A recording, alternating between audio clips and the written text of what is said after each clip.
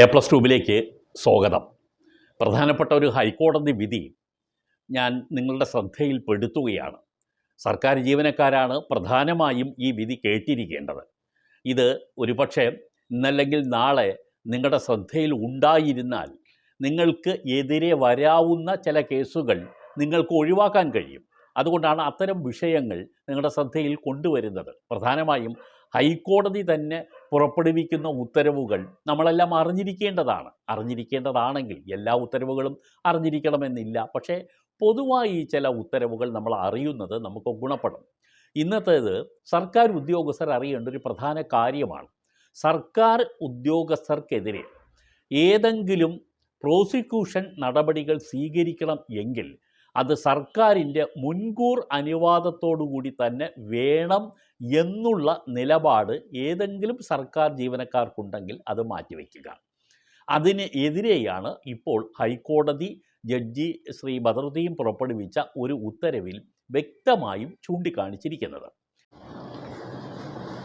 വഞ്ചന, തിരിമറി, വ്യാജരേഖ ചമയ്ക്കൽ, പട്ടികജാതി വിഭാഗങ്ങളെ ആക്ഷേപിക്കൽ, ജാതീയപരമായ പരാമർശങ്ങളാൽ ആക്ഷേപിക്കൽ തുടങ്ങിയവയ ഒക്കെ തന്നെ ഔദ്യോഗിക കൃത്യനിർവഹണത്തിൻ്റെ ഭാഗമാണെന്ന് പറയാൻ കഴിയില്ല എന്നും അതുകൊണ്ട് തന്നെ പ്രോസിക്യൂഷൻ നടപടിയെടുക്കുന്നതിന് മുമ്പ് ഈ കാര്യങ്ങൾ ചെയ്ത സർക്കാർ ഉദ്യോഗസ്ഥനെ ഈ സർക്കാരിൻ്റെ തന്നെ അനുമതി വാങ്ങിയിരിക്കണം എന്നുള്ള കാര്യം പരിഗണിക്കേണ്ടതേയില്ല എന്നാണ് ഹൈക്കോടതി പറഞ്ഞത്.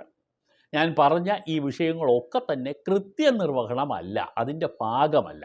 അങ്ങനെ ആയതുകൊണ്ട് അത്തരം കാര്യങ്ങളിൽ ഒരു സർക്കാർ ഉദ്യോഗസ്ഥൻ തെറ്റോ വീഴ്ചയോ വരുത്തിയാൽ അതിനെതിരെ പ്രോസിക്യൂഷൻ നടപടി സ്വീകരിക്കാം. അതിന് സർക്കാരിൻ്റെ മുൻകൂർ അനുമതി ആവശ്യമില്ല എന്നാണ് ഹൈക്കോടതി വ്യക്തമാക്കിയത്.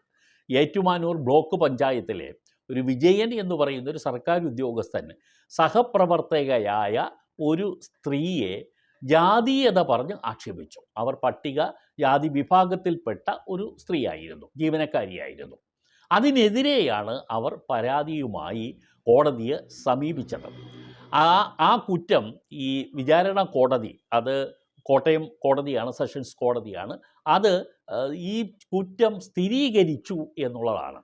അങ്ങനെ സ്ഥിരീകരിച്ച് കഴിഞ്ഞപ്പോൾ അതിന് എതിരെ സർക്കാരിൻ്റെ അനുമതി ഇല്ലാതെയാണ് പ്രോസിക്യൂഷൻ നടപടി സ്വീകരിച്ചതെന്നും അതുകൊണ്ട് ഈ കേസ് സ്റ്റേ ചെയ്യണം എന്ന് കാണിച്ചുകൊണ്ട് വിജയനും മറ്റുള്ളവരും ഹൈക്കോടതിയെ സമീപിച്ചത്. ഹൈക്കോടതി അവരുടെ അപേക്ഷ തള്ളിക്കളഞ്ഞു.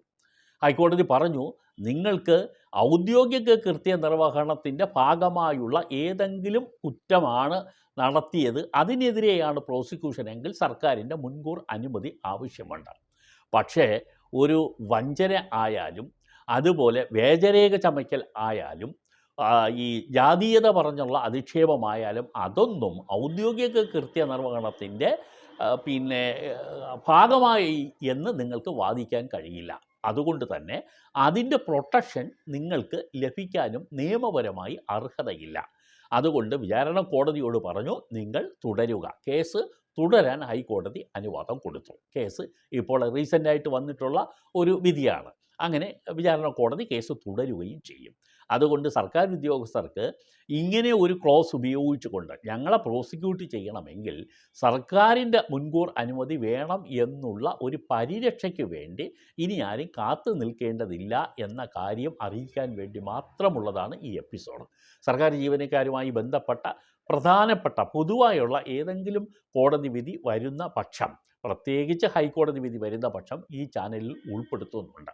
അത്തരം വിവരങ്ങൾ അറിയാൻ ആഗ്രഹിക്കുന്നവർ ചാനൽ ഫോളോ ചെയ്യാൻ മറക്കാതിരിക്കുക.